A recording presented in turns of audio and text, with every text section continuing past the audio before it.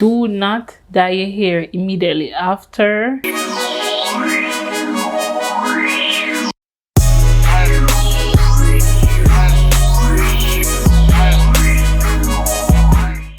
Hey guys, welcome back to my channel, and in today's video I will be addressing few questions that I've gotten on my texturized hair videos, and I'll also be I'll be answering them and going into depth on those answers / questions, and I guess whatever else I feel like I need to add, I'll also add it.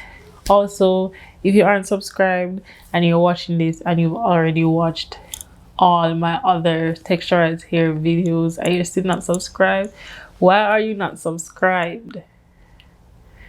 Why are you not subscribed? Please subscribe, and thank you in advance. I am finally a part of the 1K subscribers family on YouTube, and I am very much excited and happy and grateful for you guys that allowed me to get to this point. But without further ado, let's hop right into the video. So I took a few screenshots of some of the questions. Some of them are already answered. Some were simple questions, so I just answered those in the comments. Some I didn't answer because I was just saving them for this video. So if that happened to be your question and you were wondering how I didn't reply, then that is the reason why. I'll try to put the questions somewhere right here. So the first question is, how long did you leave the texturizer in your hair from start to finish, including application time? And this is a question that I've gotten so many times on all the videos, and even though I say it in the video, I still get asked in the comments, and I always answer, but I think I'll say it again in this video. I follow the guide in the box. I follow the instructions because I don't want to just go off of what I think is okay or best, because I am not a certified hairstylist. So even though I think I may know my hair or know how to do hair, I am still going to follow the instructions because it's a chemical at the end of the day. It said 8 to 12 minutes for normal hair. On the instruction manual paper, it has a table and it has the different hair types and different time for processing each hair type. My hair type, I classify that as normal. I considered the 8 to 12 minutes after I already applied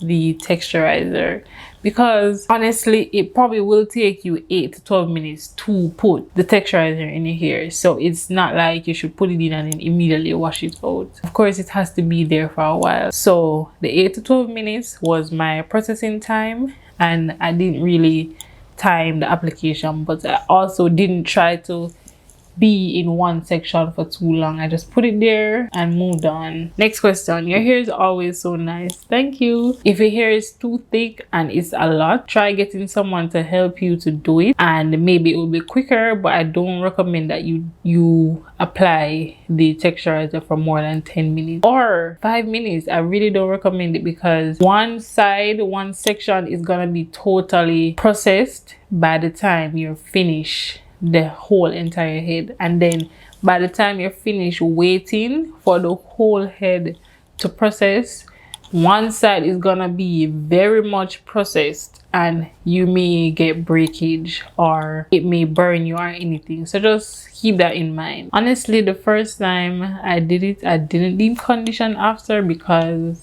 honestly I wasn't thinking about a deep conditioner, but because the hair is newly in a virgin texturized state, I don't think you should do anything to it at all. And I recommend doing the deep conditioner like probably 2 weeks after. The next most frequently asked question, well, this question said what relaxer, but I didn't use a relaxer. I use a texturizer, which some might argue that it's the same, but I like to keep the words as they are. So which texturizer did I use? I used the African Pride texture elongating system. I didn't use Just For Me or anything. Olive oil. What's that next one?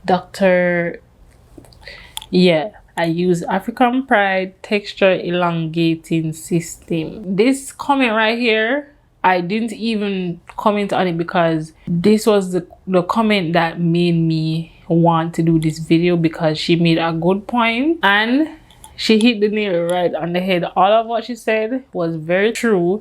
My hair, if you've been here before I texturize my hair, you must have seen that I've always complained about my hair being so thick and tiring to wash, the style. And I had a good head of hair. I still do, but before the texturizer, my hair was still like fully much there. So even though you might see my results as, oh, your hair is still so full and thick, blah blah blah, but keep in mind that my hair and your hair is different. So that's another reason why you should follow the instruction guide, the timing, everything, because your hair might be in a different state than mine, especially if you are somebody that has color treated hair.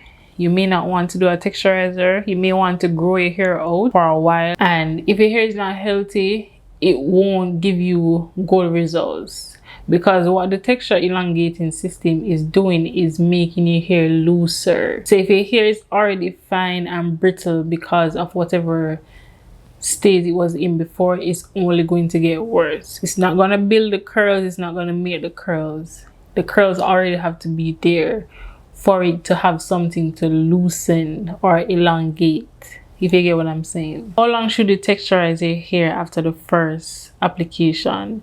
Like I said in my previous videos, I do stretch my hair. All the videos that I have time markers on it. 3 months update, 6 months update.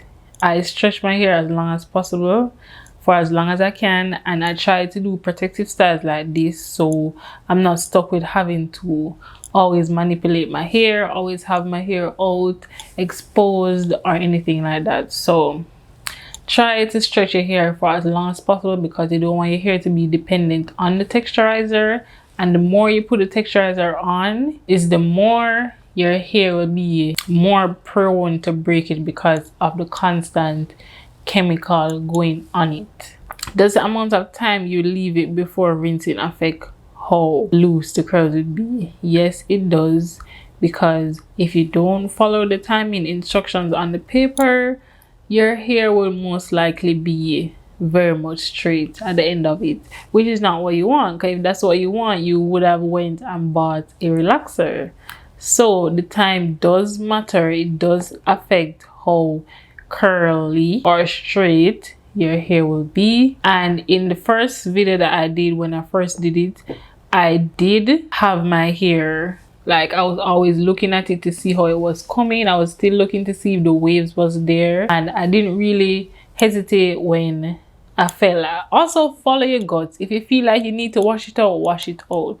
Don't wait for, even if the paper says okay 10 minutes, if you will see that the curl is where you want it to be, wash it out. Wherever if you are satisfied with how the curl is coming along, because you can see it, then wash it out. And also, that's another reason to do a test strand. They say on the box to do a test strand at the back, which I did for the first time, and I was satisfied. I didn't even keep the test strand on for that long, and I was satisfied with how the curls was coming along.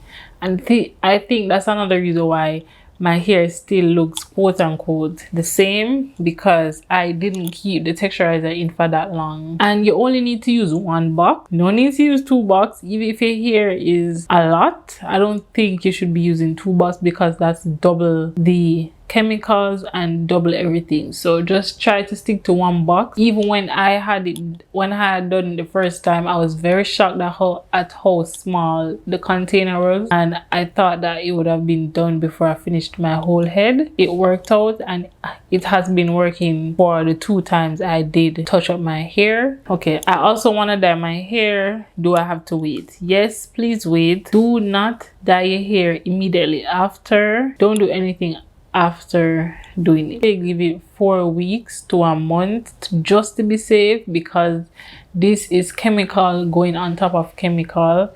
So just give your hair some time to breathe get to know how your hair is, like your new hair, to see how it is, because you don't want to affect the virgin state that your hair is in. It's just like a relaxer. When you relax your hair, you don't bleach it at the same time, because it's just gonna be coming out like that. Okay, this comment right here was very much heartfelt. She said that her hair was constantly breaking and bristle at the end. So to me, that sounds like when she was always texturizing her hair, she always added the texturizer to the entire hair, which is not what you should do. Even when you're relaxing, never do that. Always apply it to the virgin hair. The reason why you apply it to the entire hair at the first time is because your whole head is virgin hair. So when you're retouching, just add it to the new growth. That's all you need. Just add it to the new growth. No need to be putting it on hair that's already texturized. There's no need to do that, because it's just gonna continue to work on that already texturized hair, and it's just gonna either become straighter, looser, and once it continues to do that, it's just gonna eventually break, become dry, brittle, and then you're gonna end up wanna be doing a big chop or constantly cutting your hair. So just try to always work on virgin hair, work on new growth.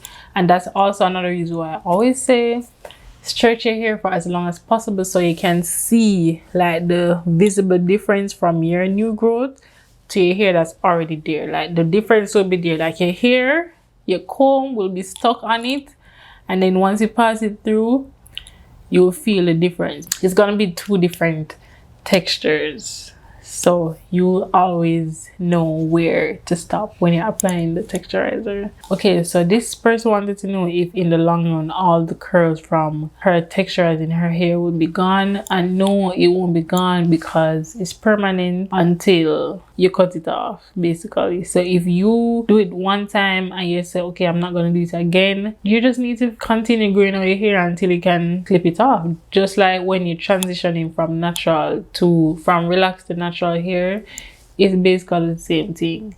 You either do a big chop or you just slowly trim it off until your hair is back to normal. Okay, so I think that's all the questions that stood out for me.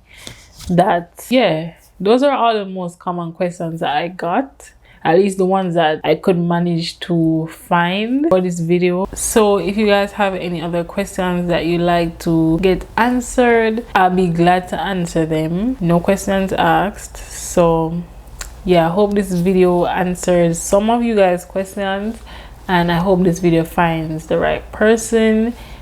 And thank you guys for watching my previous videos, and thank you guys for watching this video. Don't forget to like, comment, share, turn on the post notification, and if you haven't subscribed already and you've reached this point of the video, it's right there. Subscribe, it's free. So yeah, thank you guys for watching, and I'll see you guys in my next one. Bye.